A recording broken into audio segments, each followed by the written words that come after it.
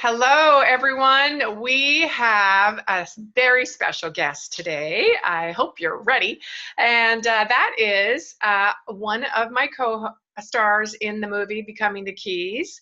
And that is Robert Clancy, who is a creative visionary, a #1 international best-selling author, spiritual teacher, and co-host of the Mindset Reset Show, which I would love to hear more about. And in 2012, he created the Robert Clancy Guide to the Soul Facebook page, where he shares his divinely inspired thoughts, which is now followed by over 750,000 people worldwide. He's a sought-after speaker and presenter, and today he is our special guest. And so with that, I'd like to welcome Robert. How are you, Robert? I'm doing outstanding. Thank you so much for having me on. Wonderful. Well, I so appreciate you squeezing in the time. I know fourth quarter is insane, and it's oh my God, but I love it though. I thrive on this. How about you?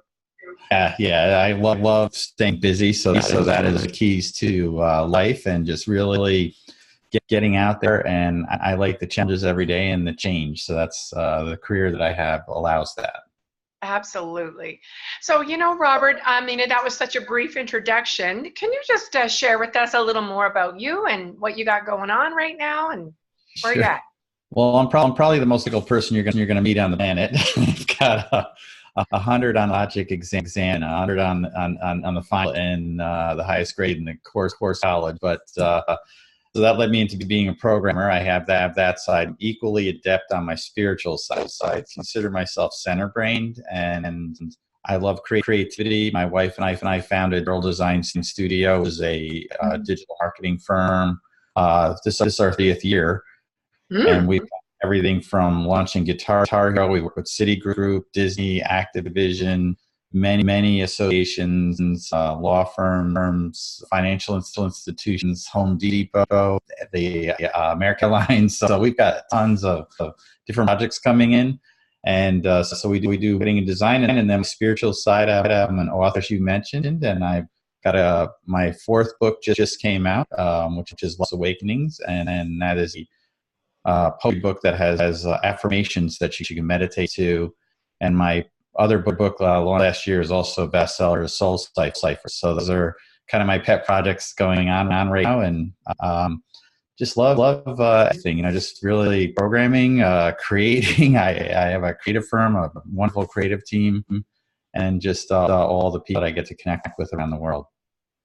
I so love that, Robert, and it's certainly who I am. And it just speaks of being a true entrepreneur with many gifts to share with the world. And for some, it may seem like this schizophrenic mix, because like you, I do many things, and many of my clients do as well. And if they don't, I always encourage them to, because I think that we're not just all one-trick ponies. Why would you want to stay slotted into that? For me, some people, okay, maybe, but there's usually something that's a passion for you that perhaps isn't your career. It's a blessing if it is. And I never, every day is a surprise, because I never know who I'm going to be speaking with, what I'm going to be working on, what's going to come in. There's also just some amazing contacts that I have, and I'm finished writing a screenplay. So that's the latest project, because why not? Yeah. I absolutely love that writing style. So just a change and a new way of approaching something, because I've written several books and written short stories in them. And the way the dialogue there is so much different from a screenplay, because the screenplay is so visceral. You can read into, put somebody right in that scene and let feel it. And so I just love that. But that's the thing you explore. And, I hated English class. Don't ask me why I'm an author. And I figured, Jackson Pollock can splatter paint on canvas. Why not splatter some words on a page? And yes, let the technical part, I didn't get up on it. And it's really creativity, allowing that to happen. That's the guides to just enjoying where you're going on your path. Mm-hmm. Exactly. And it just reminds me of, I work a lot with engineers and scientifically minded clients. I just seem to attract them, which I love. They're absolutely brilliant and beautiful to work with as their coach. But, I just think, like you were saying, I didn't enjoy English class. And being a programmer, all of that side. And I love you saying I'm a centered brain person as opposed to left or right brain. I love that. I'm going to use that. I love it. Yeah. Because I think that math, physics, and science is highly creative. Like, Oh yeah. highly creative. My goodness, Well, think about it. Music is math. Yes. Art, Absolutely. art is math. It's all in there. The Yes. color theory, all of the components are in there. The physics of everything, how light wave hits the canvas, it's all tied in. And that's really how I approach life and look at things. I see almost like God's man everything now. I had a divine experience at age 19, and that really altered my life in for ways. And I could have secret for 30, even from my own family. I didn't tell my father till 2012, the night that my mother was going to pass away. Yes. Yes. And, I know that the listeners can and should check more into you on, to get your backstory. It's a beautiful story. It's very powerful on your Facebook or on your website or in your books. And we'll certainly get to that where you can leave that information, because I think that's important. Sure. But what I wanted to ask you today, Robert, was what do you think, here you are, and I love it. I love juicy people like you who, are really just, like, what, I'm going to try that and I'm going to figure it out. And it's not something I know now, but I'm going to figure it out and then at least try it on. And if I like it, great. If I don't, okay, I'll try something else. But what do you think holds people back? That is the number one question out there, and it's you. You are the person who holds you back. It's fear, it's doubt, and worry. And one of the things, it's almost like a hurdle that gets in the way. And I've had so many amazing moments by being inspired by people. There was a man in an organization. I was chair of the Hugh O'Brien Youth Leadership, and it's all high sophomores. There's about 50 that come to a conference. I was the head of the conference that year, and he was on oxygen. And his dad had to be there sort of to help with any issues or things and, take care of him.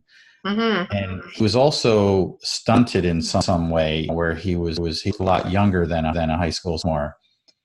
His attitude was absolutely amazing, and how he took on challenges and how he thought of others. And he didn't have those barriers. And in fact, he said, barriers are something that are just, you go around, you go over, you tunnel under, you simply just destroy them, move on. I learned so much from him, and he ended up being the only person who called Derek Jeter onto the field because he was with Make-A-Wish. And instead of really receiving all from Make-A-Wish, he made things happen for other people where he should have been the recipient of it, and the giving part. And he always rose above that.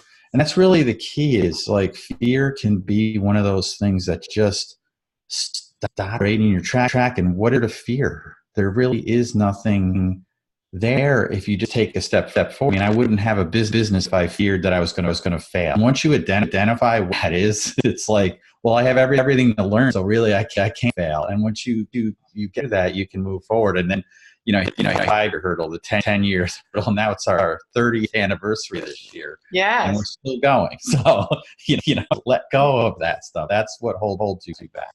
Yeah. And I can feel your excitement and enthusiasm and passion for that, even after 30 years, right? Yeah. And I would guess that a lot of it is because you continue to create and look to the new and develop the new. And there's no time to get stagnant.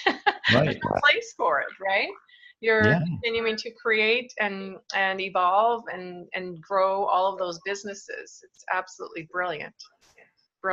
And yeah, the fear is, if you let it take you under, it really kind of, I believe, stops you from living, and never mind stepping into your greatness and into your power. But I mean, you're just not living. And and Yeah. feeling life and taking it in. So yes, thank you for sharing that. Um, and I love the story around this individual that impacted you. But who else in your life would you say was like really maybe had you go down a new path or lift you up?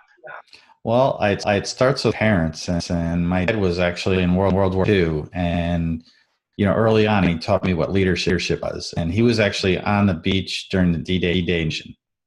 Wow. He ended up liberating concentration camp, and I know he saw the worst things that people can do to each other on this planet. And he taught me, he said, I went into it because I needed to stand up for those who can't. Yes. And he had enthusiasm, just I have in my business that, you can see in his photos when he was in boot camp, like I'm excited to go and do this. He was happy to go and do this. I know it affected him, but he needed to do it. And he always taught me that you just stand up for others. And my mother was a hairstylist, and I didn't really, I lived with her smile. I realized how that impacted me until I saw every photo of her when I was making her video for her funeral. Yes. Every single photo she was smiling. And I thought, I grew up with that around me all the time. And when I was at her wake, people would come in and say, your mother made me look beautiful, but the best thing why I always went to her is because she made me feel beautiful. Oh, that just gives me goosebumps. That's so beautiful. And that's the catalyst of life. So, I thought, that's something that I enjoyed. And she also volunteered and, taught me those things early on. So those things really impacted me. It starts with that, and just like a tree, you grow from your roots. And if your soil that you come from is bad, the tree still reaches for the light, still grows, and the branches, and it goes through seasons, and it needs to shed what is no longer needed. So everything that you can take in life, you can learn from nature. And that's the other big piece that I look at, is just how the beauty of everything that's around you in those small moments. So you have to take those in, and then that's really impacted me. So I'd say just all the people that I've met in my volunteer experience have really been, I learned so many things of giving and how the depths of your heart go in that sense. Yes. Oh, I love that.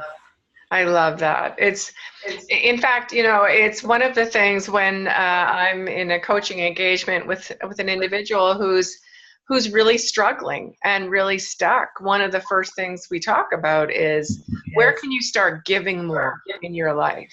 And it feels like an oxymoron. Like they're like, did you not hear what I just told you? Like, woe is me, here's my story, were you not listening? And, I was listening very deeply, as I do as a coach. But, one of the biggest gifts we can give ourselves is to begin to give more, especially when you're down in the depths. Would you agree? Have fun doing it is the big part. It's a long story how I became Spider-Man. I actually have a movie replica outfit of Spider-Man, and trust me, it takes a lot of push-ups, ups and sit-ups to get in that thing. But it's a great motivator to get in shape. And I went to the Children's Hospital, and I was invited to go there because I wore it at Halloween. And the director of the Children's Hospital told me, she said, "Did you lose weight, or you've been working?" I said, "Long story how I got Spider-Man, but I wore it at Halloween." She said, "Will you come and do this at the Children's Hospital?" So I did, and when I was going up, a friend of mine who has the movie replica of, and he actually looks like Captain America, and he has a shield that was used in the Avengers movies. You have the real stuff. So we go to the Children's Hospital, and the director comes out. He says, "Hold on a second, I just got to see what's going on." And he goes behind the doors back out, and I could see his face, something wasn't right. And he said, "A little boy just passed away." And sorry, what was that? Little boy just passed away there. Oh. And can you guys wait a minute? And the Captain America, he lost it and went down the hole. And they can't see me, but I'm losing inside the Spider-Man because you can't see me feel. Yeah. And he came back and said, "We need to go in there and we need to do this." Yeah. We go, and there's a little girl, and she's so sick we can't go in her room. and I can't see too well because the room's dark because of my mask. Yes. And yet, oh my God, she's blowing you kisses and waving. And so I made heart symbol and pointed at her. And they read a quote to her that I wrote. And the nurse went in and said, you know, all superheroes have one thing in common. They never, ever, ever give up on hope. She put it on her chest and lowered her head. And the director said, I will never forget this moment. And that's what superheroes are. When you find your own, everyone has their unique gift, a superpower that they can bring out and learn so much from such a novel kind of kooky experience. Yeah. But bringing that out, I started thinking about, you know, we all have our own unique superpower, and the key is to bring this out to the world. The cape and mask are optional, but a kind heart is essential. Mm-hmm. And when you can apply that to everything that you do, raises your speed as well as those around you. And you create these endless ripples that touch every shore in the universe. And it's just endless. You're creating this, and putting that smile on that little girl's face, you know, for somebody that hadn't smiled in God knows how long, you know? Mm-hmm. So beautiful. That is just so touching and moving, and what a powerful story. And you know, it's so clear to me, Robert, that you understand how to deeply connect with others, and it is right there is a gift, and I think we can all do it. But some of us, for whatever reason, have been shut down or learned to shut ourselves down, or and again, not allow ourselves that ability to deeply connect. And so what would you say to somebody who's, you know, because I know there'll be some people listening go, oh, well, that's fine for him. That's what he does for a living. Or, you know, that's, you know, he can do it. I can't. You know, we all have the stories, right?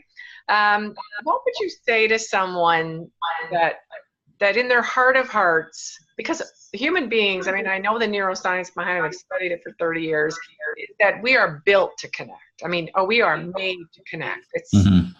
It's part of our human condition. And so what would you say to someone that is maybe not connecting as deeply as yourself? Well, it's, you know, you really need to open up to possibility. And I always look at that as one of the catalysts to being open. And yeah, it's not an easy journey. We all have our own challenges, especially, you know, I'm human. I struggle the same way, and sometimes you shut that off, or you feel like if I put that out there, I'm going to get burned, mm-hmm. or those things. But you need to take a chance. And you know, I'm also a martial artist, so self-defense. How many chances are you give yourself to survive? Mm-hmm. Is it one? For me, it's as many as I can create, and that's really it is applying that to the same model of, you know. You might get burned on some, but can continue to do that, and it gives you more chances to actually happen. You know, if you were on a desert island and you're trying to create fire, are you just going to give up? You know, you only saw a little spark, and then that's it, or are you going to keep trying to make that fire, because that's how you survive? So it's the same way. Yeah, I love that. And you know what really struck me there? What you just said is, you know, take a chance. Like, just take a chance. And because, you know, I mean, you and I are in this movie, we all have a story, and one of my biggest, deepest learnings in my life is that I've been, you know, underneath everything I've been searching for safety. And so one of my biggest mantras is, you know what? Life is risky. Like, life is risky. There is no safety, right? I mean, the only person that can keep you safe is you. Right. That's it. I mean, that's it. So life is risky. And so I love what you say there is just take a chance. Just step out. Step up and step out and allow yourself that gift of the possibility. Yeah. What's possible for you, and what's possible in this situation? And try something new. Take the risk. I really love that. Beautiful. Well, this is a short, sweet little coffee chat, and I know you and I could talk forever, but I really appreciate you being here with us, Robert. Thank you so Sure. much. Well, thank you. And but before we go, could you please share with the listeners what's the best place to find you, so that they could learn more about you and your work? Yeah, I have my main website for me personally is guidesoul.com, and that has links off to everything else, books, my other projects, other information. So everything's on there, but it's guidetothesoul.com, and you can connect with everything on there. Wonderful. And it's Guide to the Soul. Yes. Right? .com. Yeah. Wonderful. GuideToTheSoul.com. I really highly encourage all of you to check into my Robert, because he really has some powerful gifts to share with the world. But before you go, Robert, I would love to ask, as I ask all of my guests, what do you do on a daily basis to ignite your soul, or reignite when you're not feeling it? Well, I do have a routine, and every day when I go to sleep, I actually say a prayer, and I do a mini meditation of some type, and I just center myself. And when I wake up, before I put my feet on the floor, I try to think of gratitude, and I walk out with a smile because it's another day. And the smile is a great tool that you carry with you that can change everyone around you too. Absolutely. That's brilliant. I love the prayer. I love the prayer. I think because of this crazy world we're living in just now, I think so many of us are afraid of our faith, whatever that is for you. But I think we all need to hold on to it and grasp it. It gives us strength. So I just love that. And before you go to sleep, I love it. I love that. And what a powerful ritual. I have a thing about habitual rituals, and that's a beautiful habitual ritual. And then, of course, the gratitude, like number one. I mean, that's the thing, the smallest of joys during the day. And then, do you know, it's not a small exercise to put a smile on your face. The neuroscience behind that, and the chemicals, the good juicy chemicals, start pumping when you start smiling, whether you're feeling it or not. It's the fake it till you make it, and that is a beautiful way to pull yourself up from maybe not feeling the best that morning. And it definitely will get the right chemicals pumping, the dopamine and oxytocin. Yeah, absolutely. Yes. Those are the good drugs. And guess what? They are made naturally in your body. So fabulous. Thank you so much, Robert. Thank you. It's been an absolute pleasure to have you with us today. And with that, I will wish all of you a beautiful day ahead. And please go out and ignite your soul today, and do your best to throw some sparks on the other souls that you're coming into contact with today. Take good care. We'll speak to you next time. Bye-bye.